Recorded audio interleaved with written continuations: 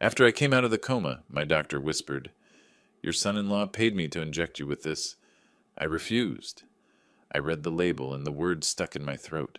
The traitor I considered my son was hiding behind a mask of family love. I didn't let it go. You won't believe what I did. Before we continue, please subscribe to the channel and write in the comments what time it is where you are now. The light hurt first. Then came the beeping, steady, mechanical, somewhere to my left. I tried to move my hand and felt resistance. Something tugging at my arm. Plastic. A tube. Hospital. My mouth tasted like rust and chemicals. I blinked against the fluorescent glare, trying to focus on the white ceiling tiles above me. One had a water stain shaped like Ohio. I stared at it, using it as an anchor while my brain struggled to catch up with my body. What happened? The door opened. Footsteps approached, measured, professional. A man in a white coat appeared at the edge of my vision, his face coming into focus as he leaned over the bed, middle-aged, with gray threading through his temples and tired eyes that looked like they'd seen too many emergencies. "Mr. Riley?" His voice carried relief. "Welcome back. I'm Dr. Mitchell. Can you tell me your full name?" "Percy." My voice came out as gravel. "Percy Riley." "Good. Do you know where you are?" "Hospital." I managed to turn my head slightly, taking in the IV stand, the monitors, the oxygen tube at my nose. "Emory?" "That's right. Emory University Hospital." He pulled a chair close to the bed and sat down. That struck me as odd. Doctors usually stood, kept things brief. "How are you feeling?" "Weak." I tried to swallow, my throat screaming for water. "Confused. How long have I been here?" "3 days. You were brought in by ambulance. Unresponsive." 3 days. The words hung in the sterile air between us, not making sense. I closed my eyes, reaching for memory. Fragments came back in pieces, like a puzzle dumped from its box. I remember dinner. The images surfaced slowly. My dining room. The table I'd refinished myself last spring. My daughter and her husband. Then nothing. Edith. I could see her clearly now, setting down a casserole dish, steam rising from the chicken she'd made. Her husband Craig beside her, pouring wine into my glass, that easy smile on his face. We'd talked about their vacation plans, something about the coast. I'd taken a bite of chicken, sipped the wine, and then darkness. "Mr. Riley." Dr. Mitchell's tone shifted, became more careful. "Your toxicology report came back yesterday. We found traces of aconitine in your system. It's a rare plant-based poison." The word hit me like a physical blow. My fingers found the bed rail, gripped it. "Poison?" I forced myself to look at him directly. "Someone poisoned me?" "Based on the concentration levels and symptom timeline, yes. Most likely ingested at home, during a meal." The dinner. The last normal moment of my life. I saw it again, the casserole dish, the wine glass, Craig's smile. Had it been in the food? The drink? My stomach turned. "We had to pump your system," Dr. Mitchell continued. "You were in critical condition when you arrived. Your heart rate was dangerously low, pupils dilated. If the paramedics had arrived 10 minutes later—" He didn't finish. He didn't need to. Someone wanted me dead. The thought settled over me like ice water. Not an accident. Not food poisoning or some freak medical event. Intentional. Calculated. Someone had put poison in my food or drink and watched me consume it. I looked at the monitor beside the bed. My heart rate spiked on the screen, numbers climbing as the reality sank in. 63 years old. Retired from running my restaurant for 5 years now. Living quietly in the house I'd bought 30 years ago in Grant Park. No enemies I could think of. No disputes, no debts, no drama. Just dinner with my daughter and son-in-law. My hand moved automatically toward the bedside table, reaching for my phone. Edith needed to know. She'd be worried sick. 3 days without hearing from me, she would have called, probably come by the house. I need to call Edith. My fingers stretched toward the table. She needs to know. "Mr. Riley, wait." Dr. Mitchell's hand came up, stopping me mid-reach. His face tightened, jaw muscles working. "Before you make any calls, there's something else you need to hear. Something about your son-in-law." My hand froze, suspended above the table. "Craig?" A cold sensation spread through my chest, different from the weakness. "What about Craig?" Dr. Mitchell studied my face for a long moment, and I saw something in his expression that made my pulse jump again. hesitation, burden, the look of a man carrying information he wished he didn't have. "He was here," the doctor said finally, each word deliberate. "Yesterday evening, while you were still unconscious." The hospital room seemed to shrink. The beeping machines faded to background noise. I stared at Dr. Mitchell, my hand still frozen in midair, waiting. "What did Craig do?" The doctor leaned back in his chair, fingers laced together. He looked uncomfortable, more than uncomfortable, burdened. "He came to my station around 9 p.m. Night shift, fewer people around." Mitchell paused, choosing his words with the precision of a man who'd already given this statement to police. "He had an envelope." I lowered my hand slowly to the bed rail, gripping it, waiting.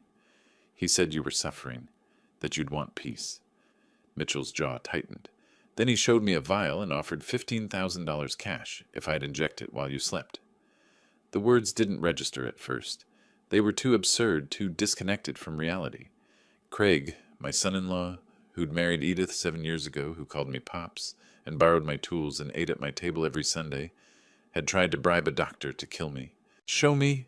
My voice came out steady, controlled. "The vial." Dr. Mitchell reached into his white coat pocket, pulled out his phone. His fingers moved across the screen, then he handed it to me. "It's with police now, but I photographed it. Here." My hand shook as I took the phone. The image was clear, a small glass vial in an evidence bag, label visible. I zoomed in with my thumb, reading the text that blurred and refocused. Succinylcholine 20 ml. I knew that drug, not from personal experience, but from crime shows Edith and I used to watch together, before she married Craig, before she stopped visiting as often. "That's a paralytic," I said, barely audible. "Stops breathing." "Yes." Mitchell stood, walked to the window, staring out at the Atlanta skyline. Morning light strengthened behind the blinds. He couldn't meet my eyes. "It causes respiratory paralysis. Within minutes, you would have stopped breathing. Looked like you died peacefully in your sleep." The pieces fell into place with brutal clarity. "The dinner." I heard my own voice as if from a distance. "He'd poisoned me at home.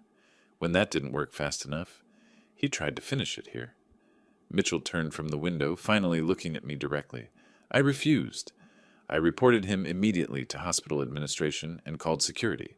They contacted Atlanta police. Officers took him from the parking lot last night around 10. My other hand formed a fist against the bedsheet, the only outward sign of what I felt, rage so cold and complete it turned my blood to ice. Not the hot anger of impulse, something far more dangerous. 2 murder attempts. Craig hadn't just put poison in my food on a whim. He'd planned it. Obtained aconitine, a rare poison, not something you picked up at CVS. Mixed it into my dinner. Watched me eat. Waited for me to collapse. And when the ambulance took me away, still breathing, still alive, he'd come here with cash and a vial of paralytic to finish what he'd started. Premeditated. Calculated. Cold. After a long silence, I spoke. "Good. That's good." Dr. Mitchell's eyebrows rose slightly. Whatever reaction he'd expected, calm acceptance wasn't it. "Mr. Riley, I need to ask, do you have any idea why he would—" "My will." I reached for the water cup on the bedside table with deliberate slowness. Took a sip, composed myself. "My house. Everything goes to my daughter when I die. Craig's been unemployed for 3 years." Understanding crossed Mitchell's face. "I see. He's been living off Edith's teacher salary, off the money I give them for holidays and car repairs." I set the cup down carefully, the small action helping me think. "The house in Grant Park is worth $600,000 now, maybe more. And there's my pension, my savings, everything. But it goes to your daughter, not him." "Community property state," I said flatly. "He'd have access to it all." The machines beeped steadily. My heart rate showed on the monitor, elevated but dropping now. Not from calm, but from something else. Focus. The same focus I'd used building my restaurant from nothing, turning it into the most successful soul food place in Old Fourth Ward before I sold it. Focus born from necessity. Dr. Mitchell watched me with concern, probably wondering if I'd go into shock. But shock required surprise, and I was already past surprise, through it, emerging on the other side into territory I'd never visited before. Cold clarity. I stared at the ceiling tiles again, at that water stain shaped like Ohio. The fluorescent lights hummed. Somewhere down the hall, a cart rattled past. Normal hospital sounds. But nothing was normal anymore. Craig had tried to kill me. Twice. Edith. I didn't know yet what Edith knew. That question sat in my chest like a stone. My only daughter, my child who'd lost her mother to cancer when she was 16, who I'd raised alone, put through college, walked down the aisle. Had she known? Had she helped? Or was she a victim too, married to a man who'd kill her father for inheritance money? Mr. Riley? Dr. Mitchell's voice pulled me back. Would you like me to call someone? A friend? Your daughter should know you're awake. No? The word came out quiet, but absolute. Not yet. I need to think first. He nodded slowly, recognizing something in my tone that made him accept it without argument. I understand. A detective will want to speak with you later today. Take your time. Rest. He moved toward the door, then paused. You're safe here. Security's been notified. No one gets in without clearance. The door clicked shut behind him. I lay back against the pillows, staring at that ceiling stain. My pulse slowed on the monitor, numbers dropping, settling into rhythm, not from relaxation, from decision. For the first time in years, maybe decades, my mind worked with perfect, cold precision, like it had in the early days of my restaurant, when I'd had to outthink suppliers who tried to cheat me, competitors who undercut my prices, critics who dismissed soul food as not serious cuisine. I'd survived all of that, built something lasting, and now Craig thought I'd die quietly, conveniently, leaving everything to Edith. To him, he was wrong. The machines beeped their steady rhythm. I breathed, shallow but controlled. Plans formed in the spaces between heartbeats, not in rage, in strategy. Detective Collins found me in the hallway outside my room, clipboard in hand, discharge papers waiting for my signature. I'd been at Emory for 10 days total, 3 unconscious, 7 recovering. Long enough to memorize the pattern of those ceiling tiles. Long enough to plan. Mr. Riley, before you go, you should know. Craig Brennan posted bail yesterday. $50,000. I kept my pen moving across the discharge form. Steady loops, no tremor. Who paid it? Your daughter. From a joint account in both your names. The pen continued its path. Signature complete. I looked up at her. Mid-40s, sharp eyes, gray blazer with a coffee stain near the pocket. Detective Sarah Collins, according to her card. My money paid for his freedom. I handed her the clipboard. Noted, what happens next with the case?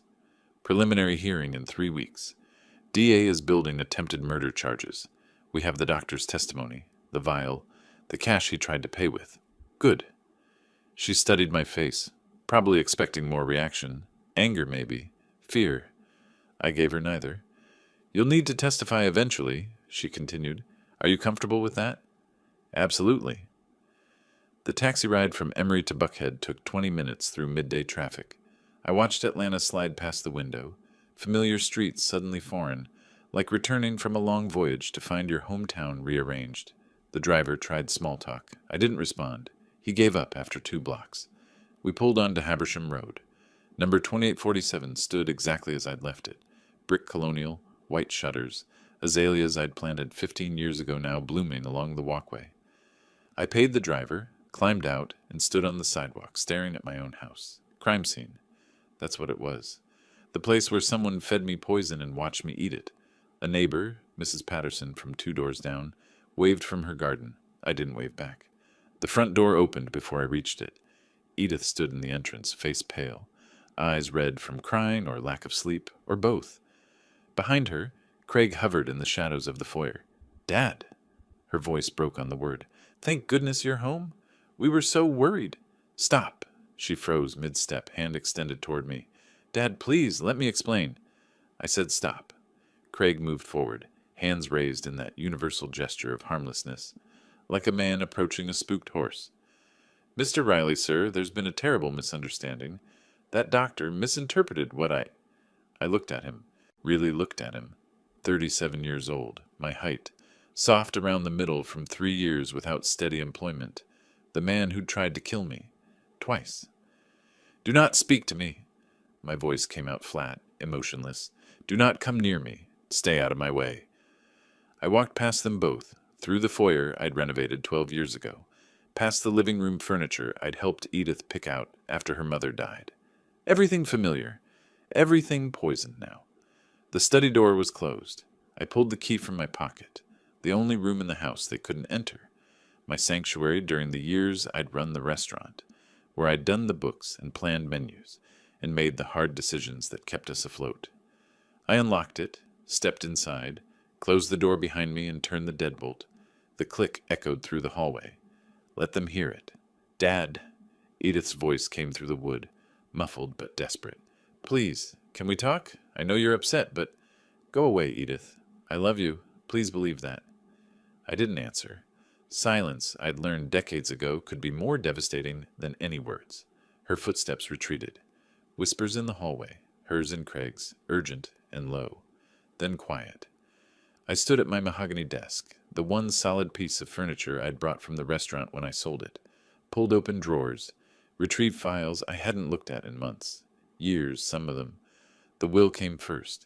3 pages, professionally drafted by some attorney whose name I barely remembered.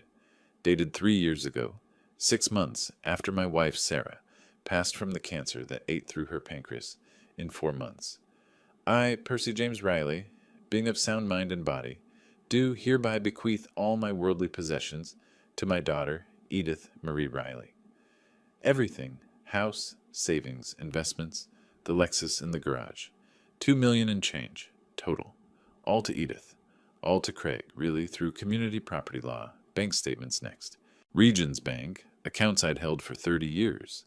Checking, $87,000. Savings, $340,000. Joint account with Edith that I'd opened when she turned 30, in case of emergencies, now showing $75,000. It had been $125,000 last time I checked. $50,000 gone.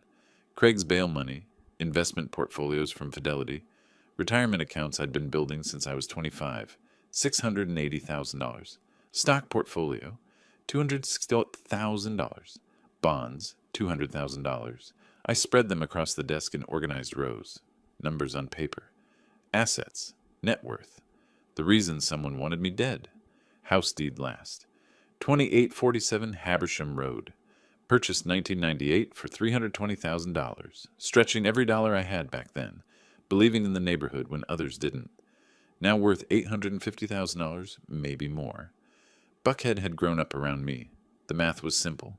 Craig needed money. I had it. Edith would inherit it. Craig had access through Edith. All he needed was for me to die. I sat in my leather chair, the one that molded to my back perfectly after 15 years of use, and stared at the documents. Evidence of vulnerability. Everything I'd built, everything Sarah and I had worked for, had become target coordinates on a map. The house settled around me. Footsteps overhead, Edith and Craig in the master bedroom. They'd taken it over while I was hospitalized. I heard their voices, low and tense, arguing, probably, about money, about me, about what comes next. Let them worry. I pulled out my phone, searched for estate attorneys in Atlanta, scrolled through websites, credentials, client reviews. Margaret Huang's profile caught my attention. 22 years experience in estate planning and asset protection. 5 stars across all platforms. Offices in Midtown, 10 minutes from here. I didn't wait for morning. Opened my laptop, navigated to her contact form. The clock on the wall read 1:47 a.m. My fingers moved across the keyboard. Ms. Huang, I need to restructure my estate immediately. Someone tried to kill me for my inheritance. I'm willing to pay premium rates for urgent consultation. Percy Riley. I hit send, closed the laptop, looked again at my will, the document that almost got me killed. Tomorrow, this changes. Everything changes. I stood, walked to the study window overlooking the back garden. Outside, Buckhead lay dark and quiet under a quarter moon. My reflection stared back from the glass. Thinner than before the poisoning, harder. Lines around my eyes I didn't remember. A man who survived, more than that. A man preparing to win. The response came faster than I expected. I opened my laptop at dawn, 6:47 a.m., to find Margaret Huang's reply, already waiting. Mr. Riley, I've cleared my afternoon. Come at 2 p.m. Bring all estate documents. M.H. Short. Direct.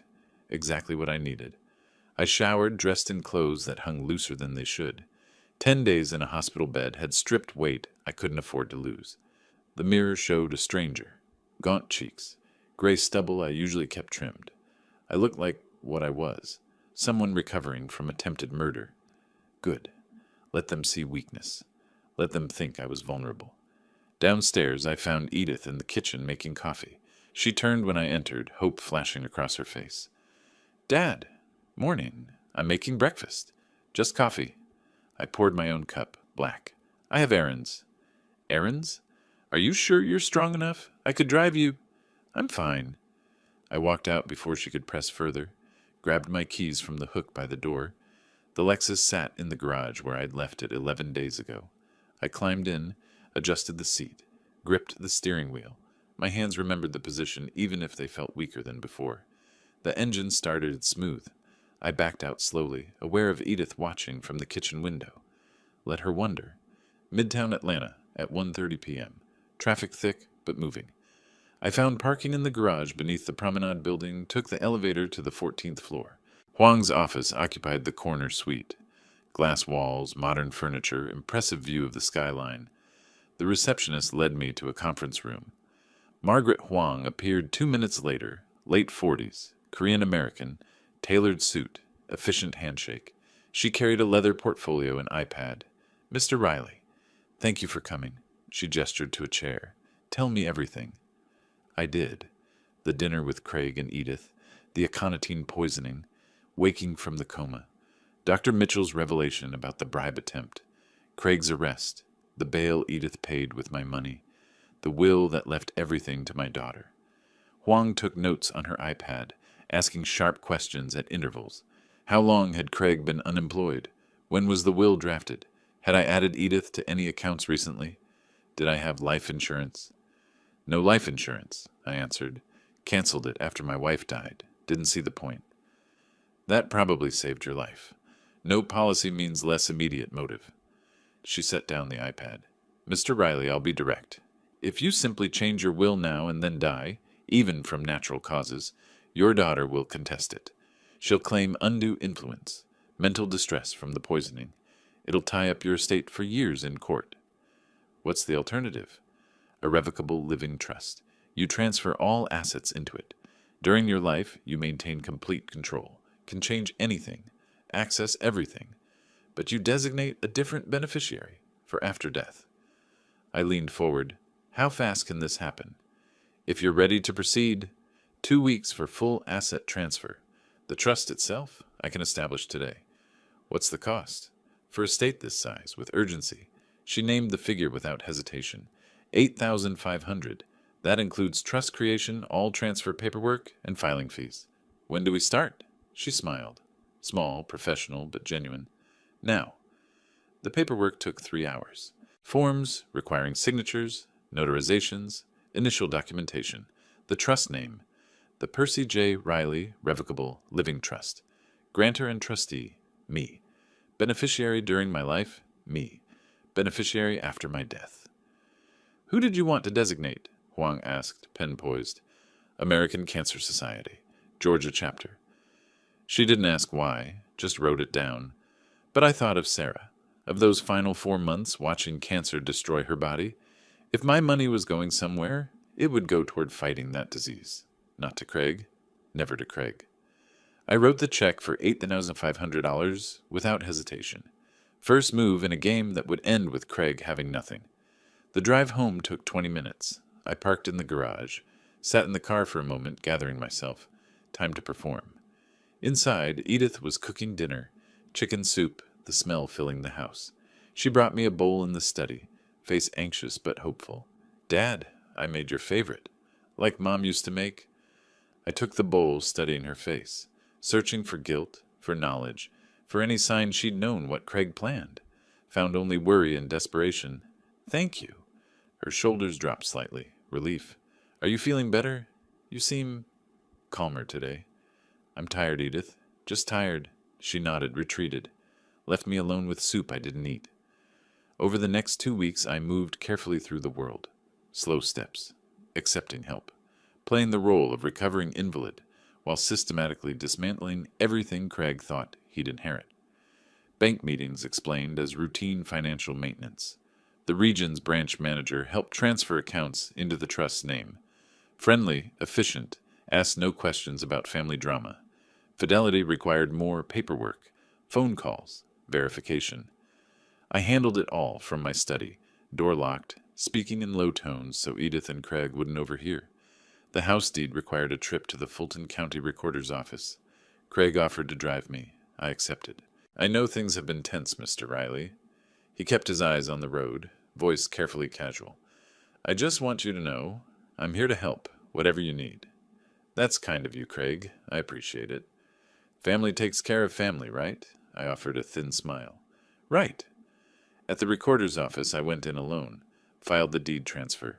The clerk stamped it official. Property of the Percy J. Riley Revocable Living Trust. Effective immediately. Public record. Anyone could look it up. But Craig didn't look. I watched them both during those 2 weeks. Observed the way they argued in whispers that stopped when I approached. How Craig's eyes tracked me when he thought I wasn't looking. How Edith brought me meals like offerings, desperate for forgiveness I didn't give. They thought I was weak, recovering, defeated. Let them think it. 2 weeks after meeting Margaret Huang, I sat in my study reviewing the final transfer confirmations. Every asset, every dollar, every piece of property protected. If I died tomorrow, Craig and Edith would get nothing. The Cancer Research Organization would receive everything. I filed the documents in my safe, locked it, allowed myself a small smile. From upstairs, I heard Edith's voice rise, arguing with Craig. The words weren't clear, but the tone was. Stress, fear, money problems. My desk phone rang. I answered. Mr. Riley, it's Margaret Huang. The house deed transfer is recorded. Everything is complete. The trust is ironclad. Thank you. There's one more thing. She paused. My paralegal noticed something unusual. Someone ran a background check on you last week. Professional service? Expensive? The request came from a private investigation firm here in Atlanta. My smile faded. Do you know who hired them? The firm won't say, but I can guess. Your son-in-law is getting nervous. He knows something changed. He just doesn't know what.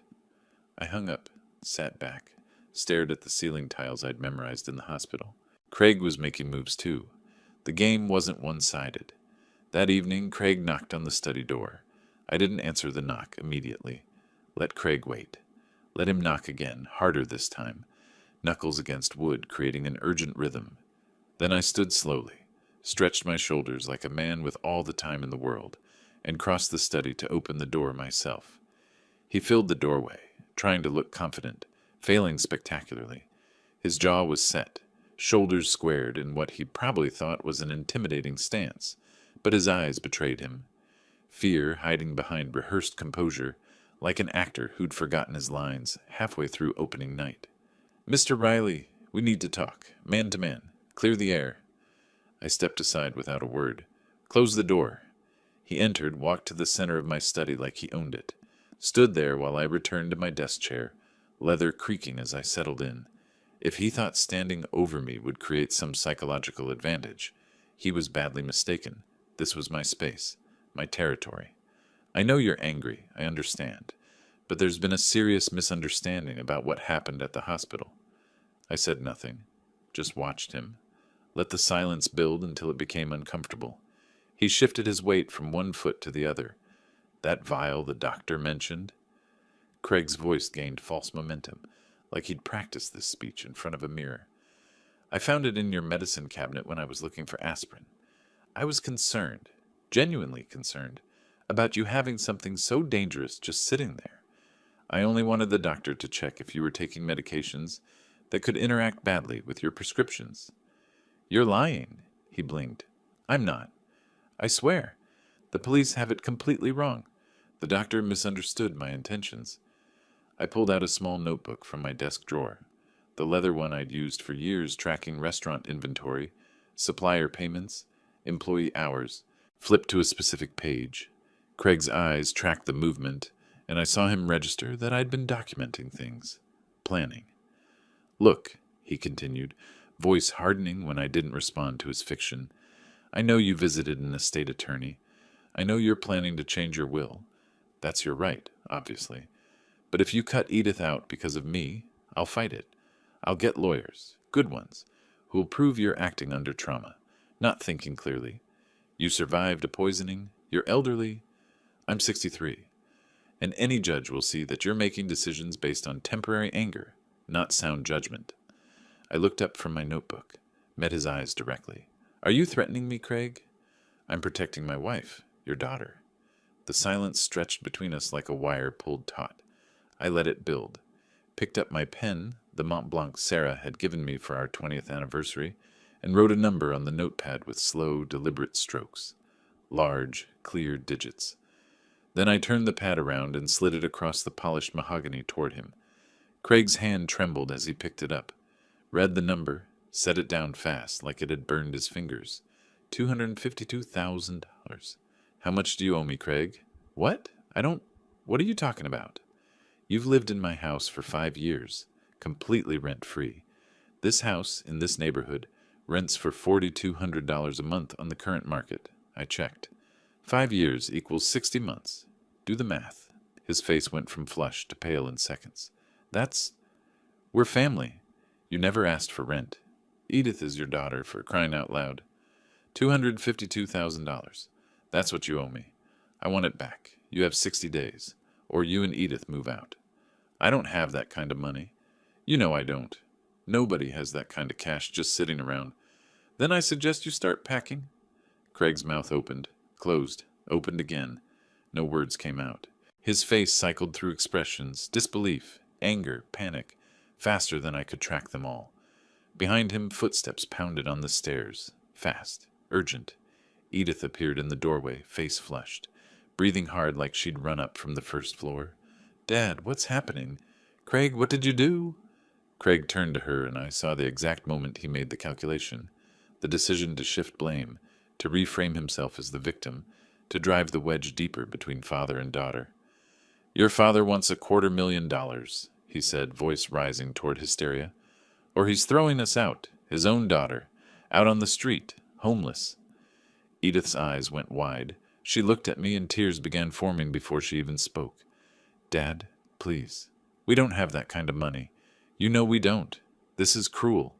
After everything we've been through, after you were in the hospital, this is how you treat us. I stood, walked around the desk with measured steps, stopped 3 feet from my daughter, close enough to see the mascara starting to run down her cheeks, the way her hands twisted together, fingers lacing and unlacing. Your husband tried to murder me, Edith, twice. First with poison in my own dining room, then with a vial of paralytic at the hospital. And you paid his bail without asking me, without even calling to see if I was okay with using my money, $50,000 of my money, to free the man who tried to kill me. She flinched like I'd slapped her, looked away down at the floor. So yes, I continued, voice quiet but absolutely final. You have 60 days. Find the money, or find somewhere else to live. That's more time than Craig gave me when he put poison in my food. I walked past them both, left them standing in my study among my books, my awards from the restaurant, my photographs of Sarah, climbed the stairs to the guest bedroom, the small room at the end of the hall with the single bed and cheap furniture, because they'd taken over my master suite during my hospital stay. Behind me, I heard Edith start to cry, heard Craig start making excuses, his voice a low rumble of justification and blame, and let me explain. I closed the door, turned the lock, and for the first time since waking up in that hospital bed 3 weeks ago, I slept soundly. Morning light woke me, bright Georgia sun streaming through the guest room window, 7 a.m. according to my phone. I'd slept 9 hours without interruption.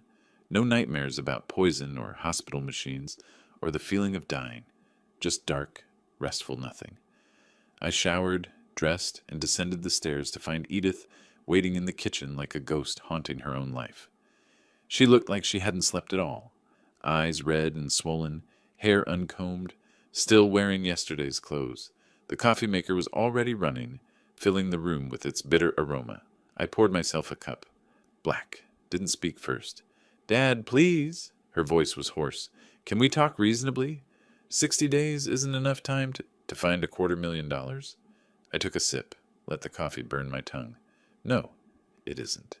Because you don't have it, and never will. Then why demand it? Why not just let us stay? We can work something out. A payment plan. Something. I set down my cup. Because your husband tried to kill me, and you helped him walk free. She opened her mouth, closed it, had no response to that truth. I called Margaret Huang that afternoon from my study, explained what I needed. By evening, she'd drafted the document, formal, legal, ironclad. I read it twice, checking every clause, then signed it. I presented it to Craig and Edith at the kitchen table at 7 p.m. A notary sat with us, Margaret's paralegal, a young woman with efficient hands and a neutral expression, witness to what came next. This is a promissory note, I explained, sliding the document across the table. It formalizes the debt. Sign it, and you have 60 days to pay in full or vacate the premises. Don't sign it, and I file eviction papers with the county tomorrow morning. Craig's voice came out bitter, sharp-edged. Some choice. It's more choice than you gave me when you poisoned my dinner. Edith pushed the document back across the table without looking at it, tears streaming down her face. How can you do this? I'm your daughter, your only child. Mom would be ashamed of you right now. She'd be disgusted. The mention of Sarah, my wife, dead 3 years from pancreatic cancer, hit harder than I expected. A blow under the ribs. But I kept my voice level, hard as stone. Your husband tried to kill me twice. What's cruel, Edith? Giving you a roof over your head for 5 years, rent-free, asking for nothing? Or slipping aconitine into my food and watching me eat it? You tell me which one is shameful, she whispered, barely audible over the kitchen clock's ticking. I didn't know he would actually. I never thought. But you knew something, and you said nothing. You chose him over me? I stood, walked away from the table, from my daughter's tears, from Craig's impotent anger, left the document sitting there, returned an hour later to find it signed. Both their signatures, shaky but legal. The notary had witnessed it, stamped it, left her card. They'd had no choice. The following weeks became a Cold War. 3 people living in the same house, avoiding each other like opposing armies, occupying shared territory. The house felt bigger and smaller simultaneously, vast stretches of silence punctuated by the sounds of other lives happening behind closed doors. I scheduled my existence around their absence, used the kitchen at 6 a.m. before they woke, making coffee in the dark quiet, ate meals in my study or guest room, left notes instead of speaking, plumber coming Tuesday 10 a.m., taped to the bathroom mirror, locked my door always. Moving boxes appeared gradually, first in the foyer, then the living room, then the hallway, stacked like a barricade. I watched from my study window as Craig loaded furniture into his car, the TV, his gaming console, other electronics, items to sell at pawn shops, probably. Watched Edith on the phone with apartment managers, her voice getting more desperate with each call, explaining their situation in increasingly creative ways. 3 weeks in, Craig tried one last angle, found me in the study late afternoon, knocked quietly, waited for permission before entering, almost polite. Mr. Riley, what if we paid you in installments? $500 a month for, however long it takes. I didn't look up from my papers. Calculated quickly in my head. At $500 monthly, that's 420 months. 35 years. You'd be 72, and I'd likely be deceased. Silence. Then, so is that a no? What do you think? He left without answering. I heard his footsteps retreat down the hall, heavier than when he'd entered. Week 5 brought a phone call. Detective Collins, her voice crisp and professional. Mr. Riley wanted to update you on the case. DA's office found the seller. Individual goes by dark merchant on a restricted marketplace. Sold your son-in-law aconitine extract in late February. We have the complete message history. Cryptocurrency transaction records. Shipping confirmation. It's airtight. I set down my pen. When's the trial? May 14th. Preliminary hearing next month, April 3rd. He's looking at 15 to 25 years if convicted on attempted murder charges. Satisfaction settled in my chest like warm liquor. Good. The 60th day arrived on a Tuesday in late May. Morning light filtered through the study windows, illuminating dust motes in the air. I drank coffee slowly, waiting. At 9 a.m. sharp, a moving truck pulled up outside. Not a professional operation. Budget movers from Craigslist. Two college-age kids in worn jeans. I watched from my leather chair as Craig and Edith loaded boxes, furniture, the brass lamps Sarah had picked out at an estate sale 20 years ago. Edith carried a box labeled Kitchen in black marker, set it carefully in the truck bed, returned for another. Her movements were mechanical, face blank. Shock, maybe, or acceptance. Craig directed the movers, barking instructions about weight distribution and fragile items, acting like this was his choice, his decision, his controlled exit. I saw through it. Desperation wearing a mask of control. By noon, the truck was loaded. Edith walked back into the house one last time. I heard her footsteps in the foyer, hesitating, starting toward the stairs, then stopping, then approaching my study. She appeared in the doorway, didn't enter, didn't ask permission. We're leaving now. Voice completely empty, hollowed out. I looked up from my papers, documents I wasn't actually reading, just props for this moment. Met her eyes, said nothing. I hope you're happy. You won. You got exactly what you wanted. Still I didn't speak. Do you even love me anymore? Her voice cracked on the question. Am I still your daughter? The question hung in the air between us like smoke. I could answer it, could say something that might bridge this chasm, offer some small mercy, leave a door open for future reconciliation. Instead, I returned my gaze to my papers. Goodbye, Edith. She stood there 3 seconds more. I counted them, then turned, walked away. Front door opened, closed. Truck engine started, diesel rumble in the quiet neighborhood. I set down my pen, walked to the window, watched the moving truck pull away from 2847 Habersham Road, watched it turn the corner onto Peachtree, disappear. The house was silent, empty. Mine again. My phone buzzed on the desk. Text from Detective Collins. Preliminary hearing tomorrow, 9 a.m. Your testimony required. I typed back, I'll be there. I looked around my study, the mahogany desk, the awards on the wall, the photos of Sarah smiling from frames on the bookshelf. My house. Won back through strategy, patience, legal precision. Tomorrow, the courtroom. The next phase begins. The knock came late afternoon, 1 week before the eviction deadline. Soft, hesitant. Not Craig's knock. I opened the study door. Edith stood there, eyes red, hands twisted together. Dad, I need to tell you something. The truth. All of it. I stepped aside without speaking, let her enter, but I left the door open, wide enough that anyone passing in the hall could hear. I wanted no privacy, no intimacy, just conversation. You have 30 minutes, I said, returning to my desk chair. Craig isn't here. Say what you came to say. She sat in the chair across from me, leaned forward, hands clasped like prayer. But I'd stopped believing in prayers. I knew. Her voice came out small. About Craig's plan. Not all of it, but I knew he wanted to scare you. I picked up my pen, held it steady. Continue. He said if you got really sick, not dying, just sick enough, you'd realize life is short, that you'd change the will to give me access to money sooner in case something happened. He said it was psychology. Pressure. I didn't think he'd actually try to kill you. My hand tightened on the pen, only visible sign of what I felt. But you knew he put something in my food. Something to make you sick? Her words came faster now, rehearsed. Not poison. I thought it was like food poisoning, something that would pass in a day. I stood, walked to the window, back to her. Couldn't watch her face while she constructed this fiction. When did you know it was poison? Real poison? At the hospital. Her voice broke. When the doctor said your organs were shutting down. When you were in the coma for 3 days. I was terrified. I wanted to tell someone, but Craig said if I did, I'd be arrested too. He said we'd both go to prison. So you chose to protect him instead of me. I'm sorry. I was scared. I made a terrible mistake. But I'm here now, telling you everything.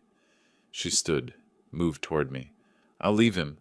I'll testify against him. I'll do whatever you want. Just, please don't cut me out completely. I'm your daughter. I turned from the window, looked at her directly. You knew and stayed silent while I was dying. That makes you an accomplice, Edith. I was manipulated. You made a choice. You chose him and his plan over my life. I'll divorce him. Desperation crept into her voice. I'll leave him with nothing. I'll cooperate with the police. Just tell me what you want me to do. I'll fix this. There's nothing to fix. You can't undo silence. You can't undo betrayal. I walked to the door, opened it wider. No, Edith, you made your choice. She stood, face flushing. So that's it? You're just going to throw me away, your only child? You threw yourself away when you let him poison me. I stepped aside, gesturing to the hallway. Goodbye, Edith. She stared at me. 3 seconds. 5. Then turned and walked out, pulling the door shut behind her with shaking hands. I listened to her footsteps cross the foyer. Front door opening, closing, car engine starting, driving away. I returned to my desk. The chair she'd occupied was still warm. I stared at it, then picked up my phone. Margaret Huang, please. Pause. Ms. Huang, it's Percy Riley. I want to confirm if something happens to me, the trust is ironclad? My daughter can't contest it? I listened to her response. No, nothing's wrong. Just making sure all the pieces are in place. The next days passed in strange quiet. Craig and Edith moved out on schedule, loading boxes into a rental truck on gray Saturday morning. I watched from the upstairs window, neither looked back at the house. When they were gone, I walked through empty rooms, master bedroom echoing, kitchen spotless. They'd erased their presence. They couldn't erase their betrayal. I spent the following weeks preparing. Detective Collins briefed me on trial procedures. The DA walked me through testimony. Facts only, no emotion. The jury needs to see you're credible, the prosecutor said. Calm, clear, dignified. Can you do that? I could. The night before trial, I pressed my suit, selected a navy tie, laid out medical records, timeline documentation, hospital photographs, everything organized. Morning arrived cold and clear. May in Atlanta, spring turning to summer. I dressed carefully, checked my reflection. The man looking back wasn't the one who'd eaten dinner with Craig 4 months ago. Harder, leaner, eyes like steel. I drove to Fulton County Courthouse, found parking, walked up stone steps. Detective Collins waited at the entrance. Mr. Riley, ready? I nodded, stepped through security. Metal detector beeped. My watch. I removed it, tried again. Clear. Elevator to 3rd floor. Courtroom 3B. Doors closed, hearing in session. They're wrapping up jury selection, Collins said. You'll be called after opening statements. About an hour. I sat on the bench outside, waited, watched lawyers hurry past with files and phones. Inside that courtroom, Craig sat at the defense table. Edith somewhere in the gallery, both waiting for me to speak. A bailiff opened the door. The state calls Percy James Riley to the stand. I stood, buttoned my jacket, walked into the courtroom. The courtroom was smaller than I'd imagined from television. Wood paneling, fluorescent lights, American flag behind the judge's bench, gallery packed with spectators, reporters with notepads, court sketch artist in the back row. Craig sat at the defense table, thinner than I remembered, cheap suit hanging loose on his frame. He didn't look at me as I passed. I raised my right hand, swore to tell the truth, sat in the witness chair. Assistant DA David Chen approached, folder in hand. Mr. Riley, please describe the evening of January 15th for the jury. I looked at the 12 faces in the jury box. 7 women, 5 men. Ages ranging from mid-20s to 70s. They looked back, attentive. My daughter and her husband came for dinner. I prepared the meal. Roasted chicken, vegetables, salad. We ate in the dining room around 7 p.m. Within an hour, I felt severely ill. What symptoms did you experience? Nausea, difficulty breathing, rapid heartbeat. I called emergency services. I remember the ambulance arriving, then nothing until I woke 3 days later in the ICU. Chen nodded. What did Dr. Mitchell tell you about your son-in-law's actions at the hospital? He said Craig approached him with $15,000 cash and a vial of liquid. Craig asked the doctor to inject it into my IV while I was unconscious. Dr. Mitchell refused and reported it immediately. How did that make you feel? I paused, chose words carefully. I realized my son-in-law had tried to kill me twice, once with poison at dinner and again at the hospital, when the first attempt failed. Chen asked more questions. I answered each one precisely, without embellishment, pulled reading glasses from my pocket to review a medical document, maintained eye contact with the jury. When Chen finished, Craig's attorney stood, Marcus Webb, public defender with tired eyes and a stained briefcase. Mr. Riley, isn't it true you changed your will shortly after waking from the coma? Cut your daughter out entirely. I restructured my estate, yes. Out of revenge? Anger? Out of self-preservation. Someone tried to murder me for my money. I removed the motive. You evicted your own daughter, demanded $250,000 you knew she couldn't pay. That seems vindictive, doesn't it? I charged fair market rent for 5 years of housing. That's business, not vindictiveness. Business? Or punishment because you suspected she knew about... Chen stood. Objection, speculation. Edith Riley isn't on trial here. Judge Thompson, a black woman in her late 50s with steel-gray hair, spoke from the bench. Sustained! Move on, Mr. Webb. Webb tried 3 more angles. I didn't take the bait on any of them. Eventually, he dismissed me. I returned to the gallery, sat in the back row, watched the rest unfold. Dr. Mitchell testified next. Described the bribe attempt, the vial, his report to security. His voice was steady, professional, credible. A toxicology expert explained aconitine, plant-based poison, highly lethal, no legitimate medical use. Showed the jury photographs of the monkshood plant it came from. Described how it stops the heart. Finally, video testimony from the darknet seller, face obscured, voice distorted, testifying under plea agreement. He confirmed selling aconitine extract to a buyer, matching Craig's cryptocurrency wallet address. Showed message records, transaction history. Craig's defense was simple because it had to be. Webb put Craig on the stand. I made terrible mistakes, Craig said, voice shaking. But I never meant to actually hurt anyone. I just wanted Percy to appreciate his life more, to realize how fragile things are. I thought if he got sick, just sick, not dying, he'd be motivated to change his lifestyle, maybe share resources sooner with Edith, in case something happened. It was absurd, transparent. The jury's faces showed they weren't buying it. Closing arguments took an hour. Chen methodical, cataloging evidence. Webb desperate, grasping at reasonable doubt that didn't exist. The jury deliberated for 2 hours. I sat in the hallway, drinking bad coffee from a vending machine. Detective Collins sat beside me, scrolling through her phone. When the bailiff called us back in, I knew from his face what the verdict would be. Has the jury reached a verdict? The forewoman stood, woman in her 60s, schoolteacher face. We have, Your Honor. We find the defendant Craig Brennan guilty of attempted murder with aggravating circumstances. In the gallery, Edith gasped, started crying. I didn't turn to look at her. Craig's shoulders slumped forward. His head dropped. Webb put a hand on his arm. Judge Thompson addressed Craig directly. Mr. Brennan, the jury has found you guilty of attempted murder with aggravating circumstances. Do you have anything to say before I impose sentence? Craig stood, legs shaking. Your Honor, I never meant to actually hurt anyone. I made terrible mistakes, but I'm not a murderer. You purchased poison online. You administered it to your father-in-law. When he survived, you attempted to finish the job in his hospital room. The evidence is overwhelming. Thompson's voice was cold. I sentence you to 18 years in the Georgia Department of Corrections. You'll be eligible for parole after serving 85%. Bailiffs moved forward. Handcuffs clicked onto Craig's wrists. He turned, looking back at Edith. She reached toward him across the barrier, but couldn't touch him. I stood, walked toward the exit, didn't look at either of them. Outside, evening light stretched long shadows across downtown Atlanta. Detective Collins caught up with me on the courthouse steps. 18 years, she said. Good outcome. He'll be an old man when he gets out. I nodded, adjusted my tie. Mr. Riley, I need to ask you something. Collins shifted her weight. We have enough to charge Edith Riley as an accessory. She paid bail knowing what her husband had done. If you're willing to testify about conversations you had with her, anything indicating prior knowledge, we can build a case.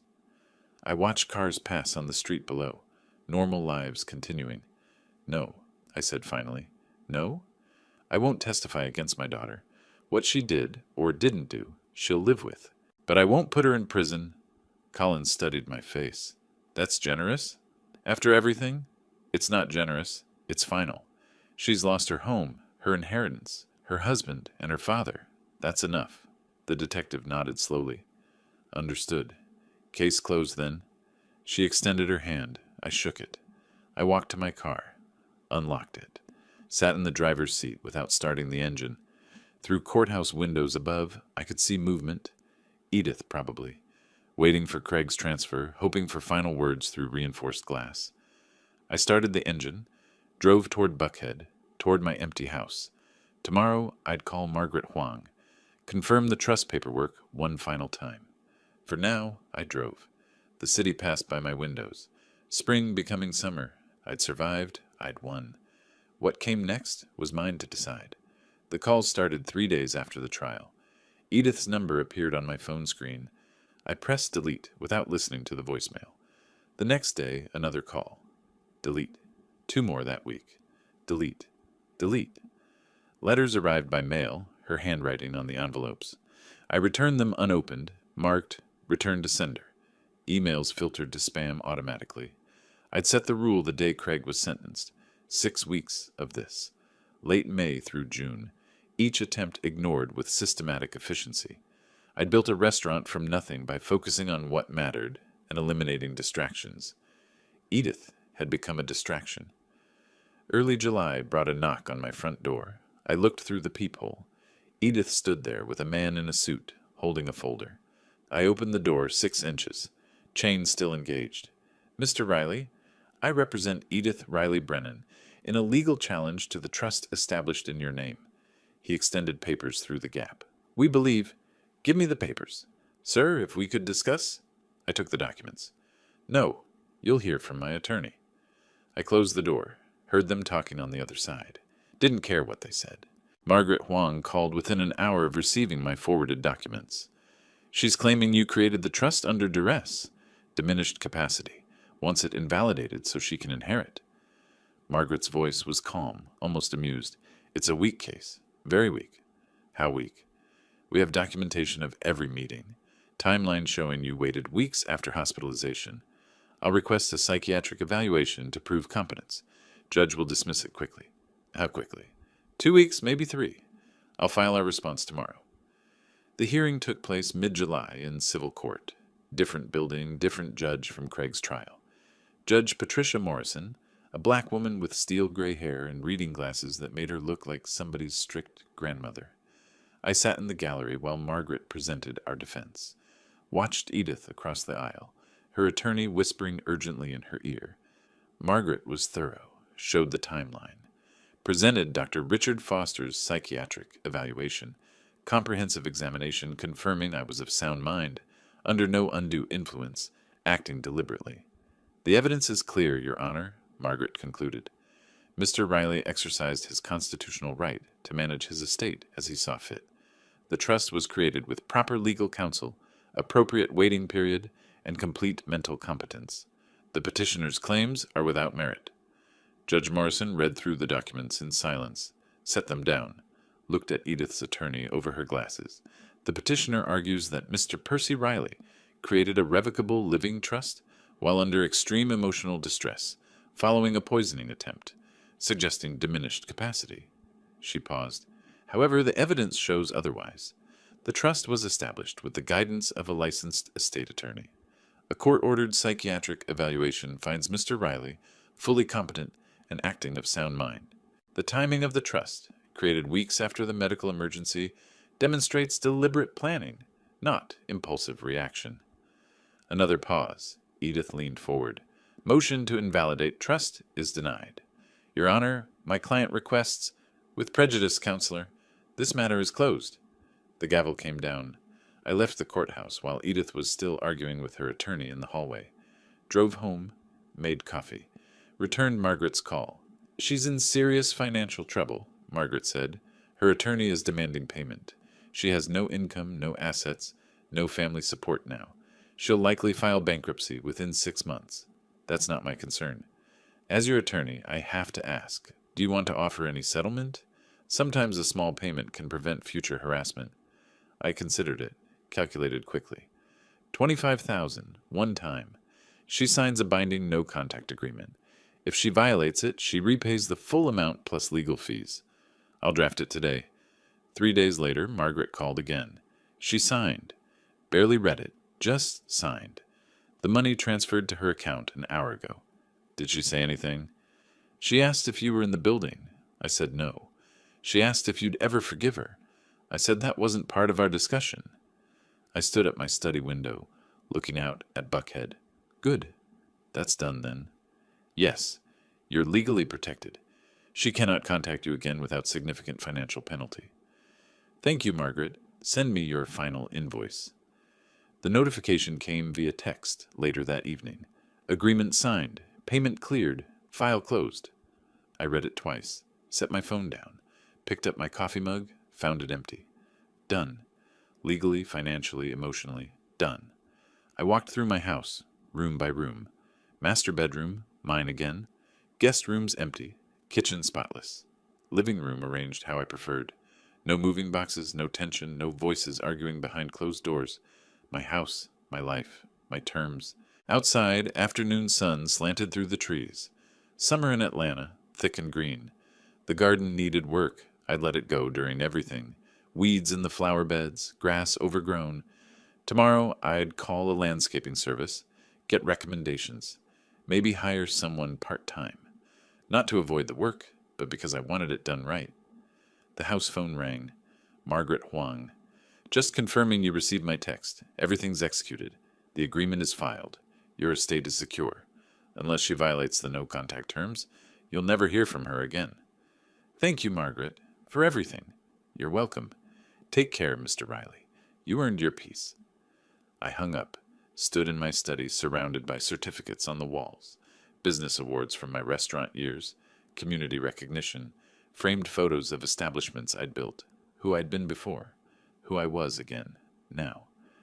July ended with thunderstorms, heavy rain that washed the streets clean and left the air smelling of wet earth. I sat on my back terrace, watching lightning fork across the sky. Thought about the year so far. January's poisoning felt like a lifetime ago. August tomorrow, a new month. Time to think about what came next, instead of what had happened.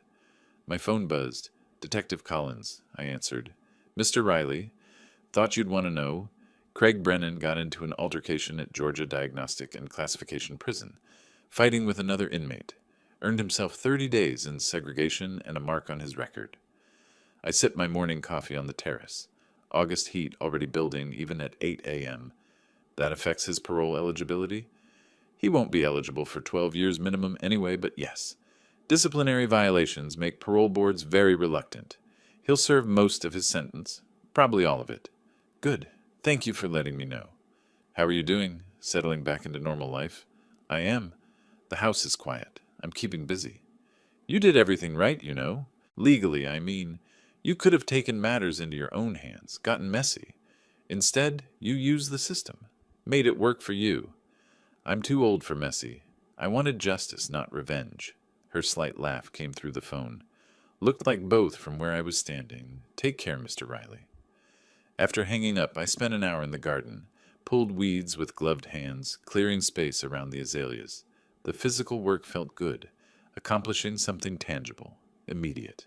A landscaping service came twice weekly now, professional crew that knew their business. But I still maintained parts myself.